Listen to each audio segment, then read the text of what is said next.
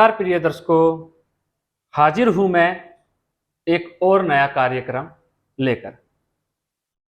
ये जो कार्यक्रम है प्रिय दर्शकों, ये उन लोगों के लिए है, उन जातकों के लिए है जो जिंदगी में परेशानियों का सामना कर रहे हैं, जिनके जीवन काल में कोई ना कोई परेशानी आकर खड़ी हो ही जाती है। परेशानी से मुक्ति नहीं मिल पा रही है, परेशानियों से जो परेशानी है उनसे वो बाहर नहीं निकल पा रहे हैं। क्या कारण है उसका? कुछ सूत्र मैं आज आपको बताने वाला हूं प्रिय दर्शकों। अगर जिस भी जातक की कुंडली में ये सूत्र घटित हो रहे हैं, वो अवश्य अपने जीवन काल में परेशानियों से जूझ रहा है, परेशानियों का सामना कर रहा है। तो ऐसा क्यों, उसके पीछे मैं आपको कारण भी बताऊंगा। उससे पूर्व आज का ज्योतिषीय सूत्र, आज का ज्योतिषीय सूत्र क्या कहता है? कोई भी लगन हो, वैसे तो कोई भी लगन हो, अगर कोई भी जातक राहु की महादशा में पैदा हो जाए, जब उसका जन्म हो रहा हो, तो जब जन्म के समय राहु की दशा में उस बच्चे ने जन्म लिया हो, इस दुनिया में आया हो, तो ऐसा जातक बीमारी और रोगों से ग्रसित रहता है, पाया जाता है और परेशानियों का सामना करना पड़ता है। अगर वो धनु लगन की कुंडली हो और 12वें घर में जाके राहु बैठा हो उस जातक की कुंडली में, जब उसका जन्म हुआ है, तो मेरी बात को याद रखना प्रिय दर्शकों, ऐसा जो जातक होगा, जो राहु की जब तक महादशा चलेगी, उस जातक की कुंडली के अंदर उसको इतना परेशान करके रख देगा, बिल्कुल उसका जीवन निराधार, उसका बचपन छीन लेगा राहु। ना तो उसको पढ़ाई में मन लगने देगा, ना पढ़ाई में आगे बढ़ने देगा। ऐसे जातक का ना तो बेस मजबूत होता है, ना और कुछ ज्यादा बढ़िया पाया जाता है। अगर उसका कहीं लग्नेश भी कमजोर हो जाए, तो ऐसा जातक आजीवन परेशानी में ही गुजरती है उसकी जिंदगी। जब भी कोई जातक का जन्म हो, जो भी बच्चा अगर वो राहु की महादशा में जन्म लेता है, तो वो निश्चित ही परेशानियों का सूतक है। वो परेशानी रहेगी रहेगी उसके साथ, वो बीमार भी रहेगा, दिक्कत भी रहेगी, उसकी संगति भी जो है खराब लोगों से हो जाती है। तो जीवन काल कैसे ना करके परेशानियों से भरा रहता है। बचपन का जो बचपन का जीवन है वो परेशानियों में ही गुजरता है। चलिए आज के सूत्र की ओर बढ़ते हैं और जान लेते हैं आज के ज्योतिषी सूत्र क्या कहते हैं कि किन ग्रह के कारण जीवन में परेशानियां बनी रहती हैं। बोर्ड पे ये मैंने कुछ दिखाए हुए हैं आपको, ग्रह और सूत्र भी लिखे हुए हैं, लेकिन ये कोई भी लगन हो सकता है प्रिय दर्शकों, कोई भी लगन हो सकता है। ये जरूरी नहीं है कि यही जो लगन है वो रहे।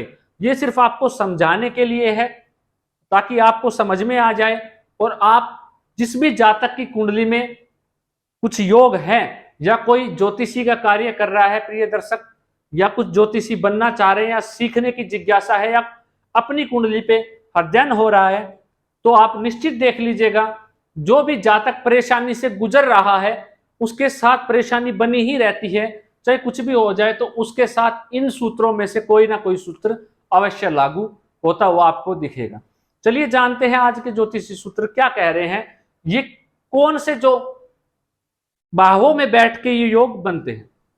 सबसे पहला प्रिय दर्शकों, ज्योतिषी सूत्र कहता है परेशानी देगा ही देगा अगर वैयेश 12वें घर का स्वामी और लगन का स्वामी कुंडली के अंदर कहीं भी युति बना ले, आपस में युति बना ले, तो ऐसे जातक की जिंदगी में हमेशा परेशानी बनी ही रहती है।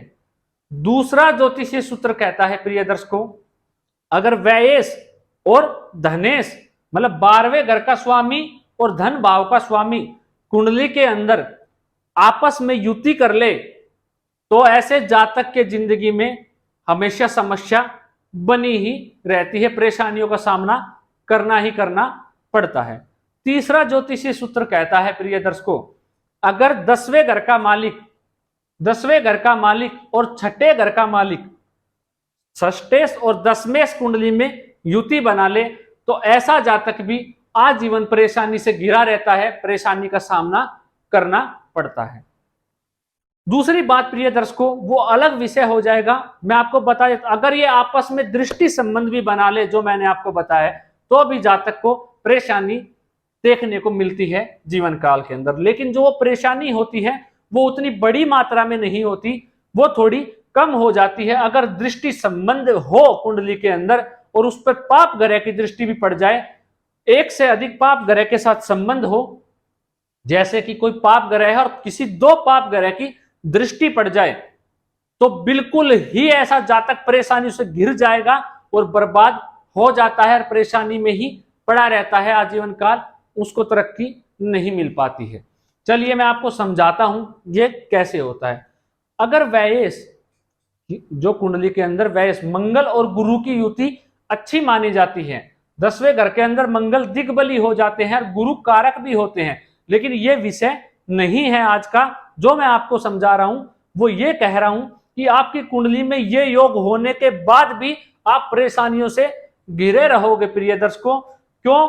क्योंकि मैंने आपको बताया, अगर लग्नेश और वैयस की युति हो जाए तो ऐसे जातक का जो खर्चा है निरंतर बीमारियों पे खर्च होता रहता है, रोगों में ऐसे जातक का जो पैसा है वो जाता है। ऐसा जातक वैयस होने के कारण अपने ऊपर बहुत ज्यादा खर्च करने वाला होता है और अपने खर्चे को कंट्रोल ना करने के कारण ऐसे जातक की जिंदगी में परेशानी बनी रहती है। क्योंकि वैयस का जब लग्नेश से संबंध होगा तो ऐसा जातक अपने व्यक्तित्व के लिए, अपने व्यक्तित्व के ऊपर सबसे ज्यादा खर्चा करता है। चलिए दूसरा उदाहरण समझते हैं प्रिय दर्शकों। मैंने आपको बताया, अगर 12वें घर का मालिक धन भाव से संबंध बनाएगा तो ऐसा जातक जो है वो परेशानियों से घिरा रहेगा। क्यों घिरा रहेगा? जब भी कुंडली के अंदर प्रिय दर्शकों मंगल और शनि, इसमें वैयस होते हैं मंगल और धनेश होते हैं शनि, कोई भी लगन हो सकता है, एक से लेके मेष से लेके मीन तक, किसी सब में ये सूत्र लागू होते हैं। इस बात को आप समझ लीजिएगा प्रिय दर्शकों। हाँ, अगर लग्नेश ही जिस भाव के, दो भाव के स्वामी होते, छठे भाव के स्वामी अगर कोई लग्नेश बनता है, जैसे वृश्चिक लगन हो और मंगल ही छठे भाव के स्वामी बने, तो वहां पे ये सूत्र लागू नहीं होगा।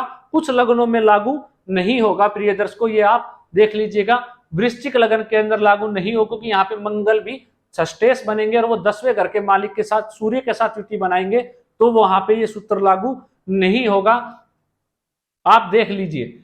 अब जो प्रिय दर्शकों मंगल और शनि, वैयस और धनेश की जब युति होगी आपकी कुंडली के अंदर, जिस भी जातक की कुंडली के अंदर, वहां पे वो जातक परेशानियों से निरंतर गिरा रहेगा। क्यों गिरा रहेगा? सबसे पहले ऐसा जातक कोर्ट कचहरी के मामलों में पड़ सकता है, वहां पे उसका पैसा खर्च हो सकता है। दूसरा, ऐसे जातक का पैसा रोगों में खर्च हो सकता है। तीसरा, जो ऐसा जातक है कुटुंब के साथ रिश्ते अच्छे नहीं देखे जाएंगे, कुटुंब के साथ लड़ाई झगड़े विवाद होंगे और जो धन है उसका संचय नहीं हो पाएगा, धन आएगा और चला जाएगा, धन को लेके हमेशा ही परेशानी का सामना करना पड़ेगा। तो ऐसा जातक भी निरंतर परेशानियों में घिरा रहता है। चलिए प्रिय दर्शकों, जो तीसरा सूत्र है उसको उदाहरण से समझ लेते हैं। अगर छठे भाव का मालिक और 10वें घर का मालिक आपस में युति संबंध कर लेंगे तो ऐसा जातक निरंतर कंपटीशन का सामना करता रहेगा। जहां भी वो कार्यरत होगा, जहां भी वो कार्य करेगा, वहां उसके साथ कंपटीशन रहेगा। उसके बॉस के साथ सदैव उसका वाद विवाद और झगड़ा जो है सदैव बना रहेगा।